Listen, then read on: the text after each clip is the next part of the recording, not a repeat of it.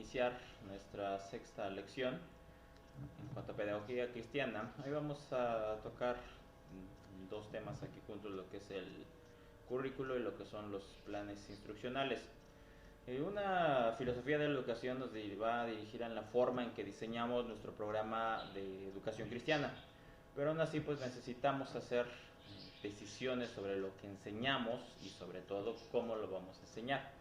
A esas declaraciones sobre lo que vamos a enseñar le vamos a llamar el currículo, y a la forma, a las declaraciones de la forma en la que vamos a enseñar se les llama planes instruccionales. Bueno, primero hablaremos del desarrollo del currículo y luego de la creación de un plan instruccional. Dentro del currículo lo definimos, cuando hablamos de currículum a veces llegamos a pensar que en materiales impresos que se pueden comprar en alguna tienda para el uso en la clase, pero por currículo queremos decir a la organización de las metas y las actividades de aprendizaje que usamos en un evento de enseñanza y de aprendizaje. Otra de las definiciones que puede haber del currículo es como todo lo que ocurre en la preparación y en el ambiente de aprendizaje. Vamos a pensar en estos términos generales y vamos a tener que son tres los currículos que se usan generalmente en la educación. Hay cierta dinámica en los currículos de todas las actividades del ambiente del aprendizaje, y conocemos generalmente los tres principales currículos que se presentan en todo tiempo. Uno de ellos es el currículo explícito. Este currículo explícito es el currículo declarado, lo que normalmente la iglesia, la escuela se propone y anuncia sobre ella, como lo que va a estar enseñando, ya sea en la promoción, en la forma de la presentación. Por lo tanto, todos los estudiantes están conscientes de lo que se va a enseñar. Generalmente se asume que ese es el único tipo de currículo y generalmente en el que la mayor parte nos ocupamos a ellos, lo que ya a lo mejor el Departamento de Educación Cristiana pues se va a enseñar esto y nos basamos en base a ello. Pero hay otro tipo de currículo que es el implícito.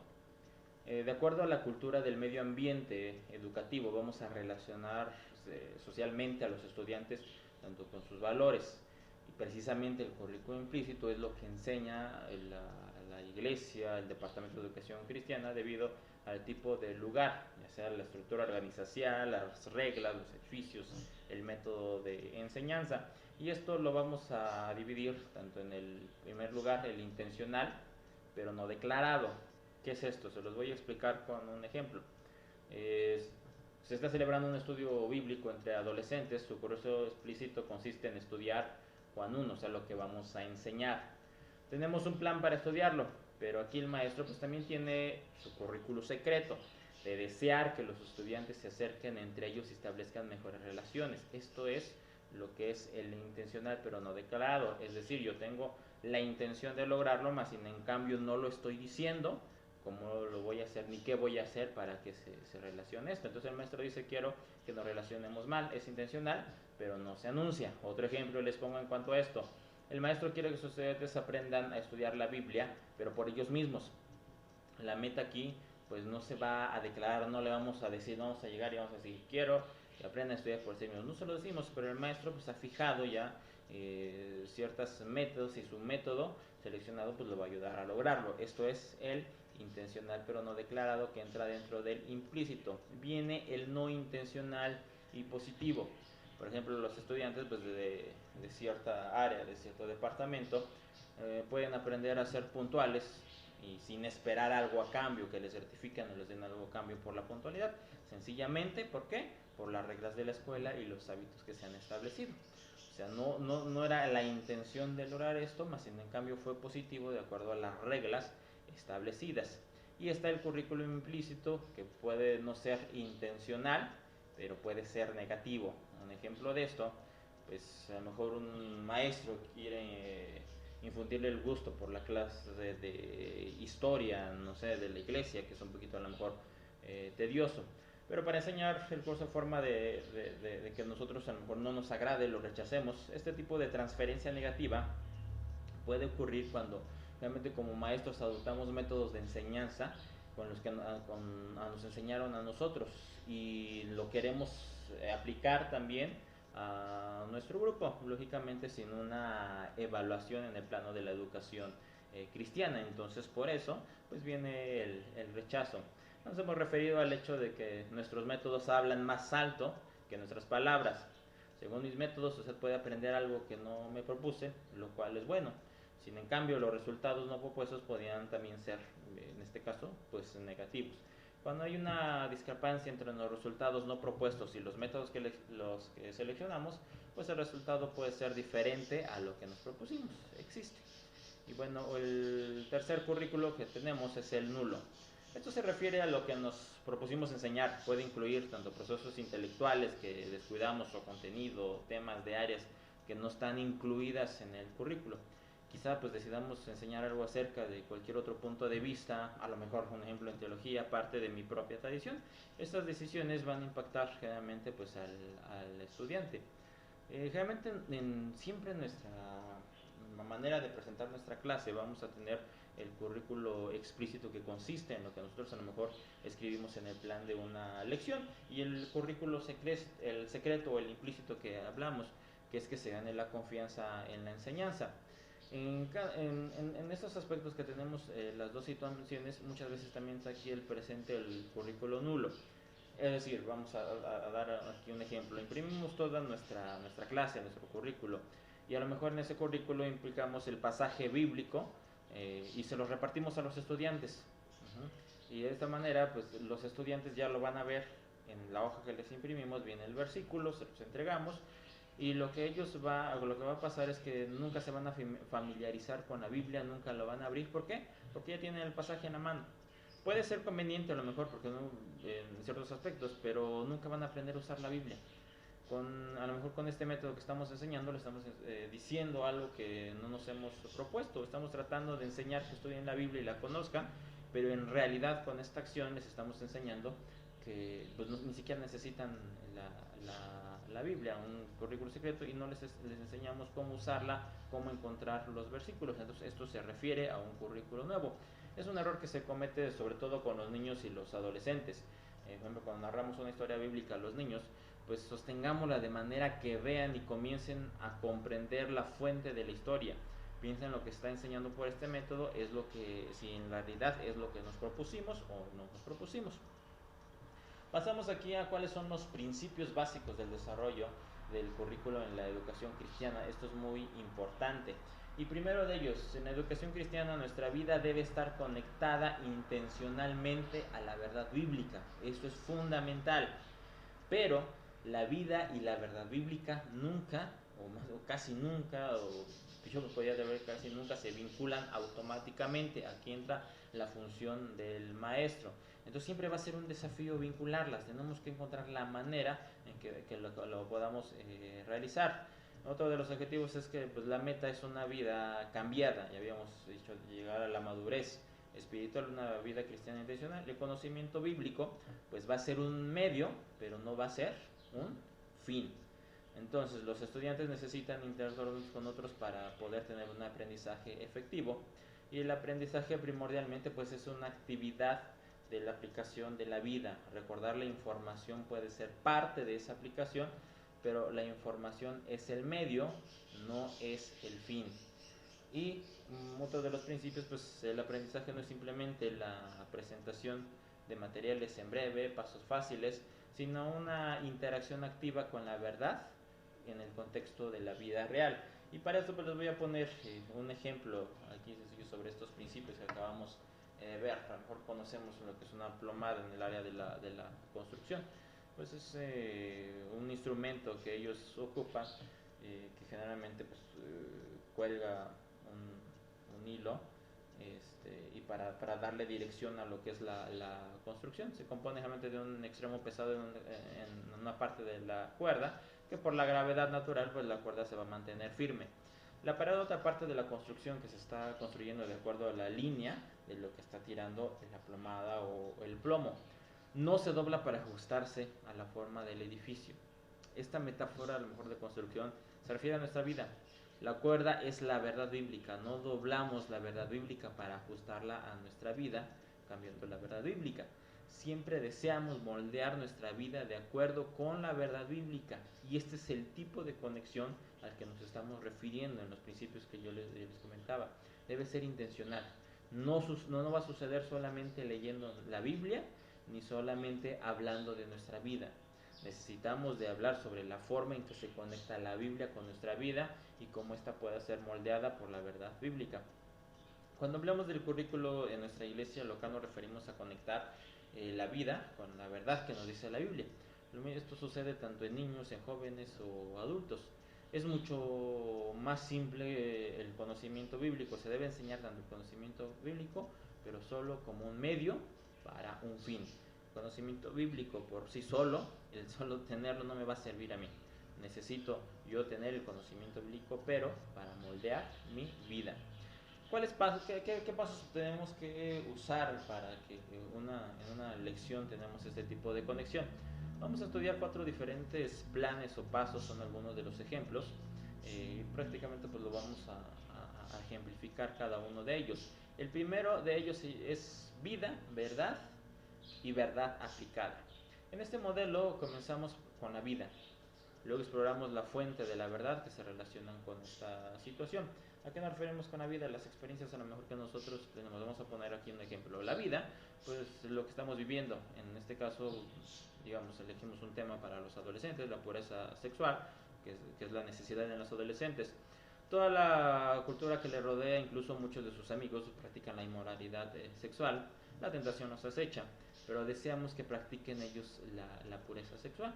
Por ello, pues a lo mejor nos hacemos esta pregunta: ¿qué dice la Biblia sobre esto? Es decir, pues ahora viene lo que es la verdad. La verdad pues se encuentra en la Biblia. Luego llevamos a los alumnos a examinar la Biblia sobre este tema. Un ejemplo, le decimos que lean primera de Tesalonicenses el capítulo 4. Después de estudiar este pasaje llegamos al tercer paso de la lección, que es cómo lo vamos a aplicar a nuestra vida, la verdad aplicada, cómo ayudamos mutuamente para cumplir con este compromiso. A lo mejor en este ejemplo que le estamos poniendo, pues en una clase de escuela dominical para docentes tocamos este tema y al final de la lección pues se da a los participantes un pedazo de tela blanca con un pasaje a lo mejor de Verón escrito en el que dice que hay que mantener puro el hecho matrimonial. Específicamente escogimos ese material y el color para recordarles sobre una sábana blanca. Todos los adolescentes a lo mejor les decimos pues que coloquen ese pedazo de tela blanca en su Biblia, en su bolso, como un tipo de recordatorio para ellos. De esta manera tratamos de conectar la vida con la verdad bíblica y sobre todo aplicado a ello, transformando vidas. Otro de los pasos o algunos de los modelos a lo mejor o planes que tenemos, pues otro se llama presente, pasado y presente, futuro. Esta es a lo mejor otra forma de ver la misma cosa. ¿Qué nos está pasando en el presente? Nos podemos preguntar aquí, ¿qué hay del pasado? La revelación de Dios, la tradición de la iglesia, no sé, está pasando en el presente, en el pasado, pues lo que me dice la Biblia, lo que me ha revelado, la tradición de la iglesia, nuestra propia experiencia, y que nos puede ayudar precisamente pues a manejar las situaciones en el presente. Aplicamos esta, la verdad, al presente y la proyectamos a futuras situaciones que a lo mejor vamos a enfrentar. Y eso nos va a llevar a esta conexión. Otro de los modelos, y a lo mejor uno de los más importantes y que nos vamos a analizar un poquito más adelante, pues es la del anzuelo, libro, ver y tomar. El primer paso, aquí que es el anzuelo, y precisamente pues es como un anzuelo de pesca. ¿Cómo captamos aquí la atención de los alumnos? Es el anzuelo, tratar de hablar acerca de algo en su vida que les interese o que les preocupe. Podemos iniciar a lo mejor aquí pues un sermón hablando a los adolescentes acerca de héroes y sobre personas que conocen. El siguiente paso es el libro. ¿Qué dice la Biblia acerca de esta cosa en particular? Que en este caso los héroes. Es el estudio de las escrituras sobre este tema o esta idea en particular. Muestra un ejemplo de jóvenes de la Biblia que nos fueran ejemplares. ¿Y qué los hizo héroes? Entonces aquí entra el tercer paso, que es ver. Pasamos lo que hemos descrito sobre nuestra vida, lo que llamamos como el anzuelo, con lo que dice la Biblia, el libro, y examinamos posibles aplicaciones de la verdad bíblica. A lo mejor en este ejemplo que les pongo sobre los héroes, podría hablar sobre héroes míos que aún viven, incluso adolescentes que marcan la diferencia en el mundo. ¿Por qué? Porque son cristianos y están ahí al pie del cañón. Así se inculca en su mente la idea de adolescentes reales, comunes, que hacen cosas pues no muy comunes. Y el paso final es tomar. ¿A qué se compromete personalmente uno? no solo estamos hablando sobre lo que podemos hacer o de aplicaciones probables, tenemos que contestar aquí la pregunta, ¿qué haré? En este estudio mi desafío a los jóvenes adolescentes a no encontrar héroes, sino a ser un héroe. Y a lo mejor uso aquí no sé, el pasaje de 1 Timoteo 4:12, que nos dice que ninguno tenga en poco tu juventud, sino que seas ejemplo de los creyentes tanto en palabra, en conducta, amor, espíritu, fe y pureza. Y llegué al punto de la aplicación en forma muy personal. Entonces esta va a ser la secuencia de la lección. Prácticamente uso un repaso. Usamos el anzuelo sobre un área de interés o preocupación, el libro que vea lo que dice la palabra de Dios, veamos posibles aplicaciones de la Biblia a nuestra vida como se describe en la parte que estábamos analizando, y el tomar qué haría usted, una respuesta o un compromiso. Y el cuarto plan que aquí les presentamos es vida, verdad y visión. Vida, ¿a qué se refiere? ¿Qué está pasando en nuestra vida? Es una descripción, verdad. Dios ha hablado a través de la Biblia, la tradición, nuestras experiencias, la razón. Y la visión, cómo se vería la verdad de Dios si la aplicáramos a estas situaciones de nuestra vida. Estos 4 ejemplos pues tienen una dirección similar. Comenzamos todos con la vida, si nos damos cuenta aquí. Vemos la palabra posteriormente de Dios y luego cambiamos nuestra vida, y es como hacemos esta conexión y la repetimos el ciclo varias veces. Estamos comenzando a desarrollar la forma en que podemos transmitir más que el simple conocimiento de la palabra de Dios, una conexión entre la palabra y nuestra vida. Al comenzar a pensar en la forma en que nosotros enseñamos y en que elaboramos nuestras lecciones, debemos de preguntarnos aquí, ¿tenemos un plan? ¿Sabemos cómo iniciar? ¿Tenemos un plan sobre cómo comparar la Biblia y la vida? ¿Y tiene un plan de aplicación? Si podemos grabarnos este plan en nuestra mente, pues vamos a lograr un plan, de elaborar un plan de un currículo, de manera que cada vez que nos sentemos a preparar estas lecciones, no vamos a tener el problema de que cómo comienzo y de qué manera, y esto y el otro. Son planes aquí fundamentales para la elaboración de nuestras lecciones. Necesitamos un plan con propósito, intencional, y a la vez que sea fácil para que otros lo aprendan. Vamos a analizar un poquito más el aspecto o el plan que estuvimos, el que les comenté, el anzuelo, libro, ver y tomar. Ahorita vamos a ver la importancia de este plan. Entonces, el plan del anzuelo provee información sobre la vida de los estudiantes, por eso es muy importante, por eso vamos a detener un poquito en este. El paso del libro provee realmente principios bíblicos.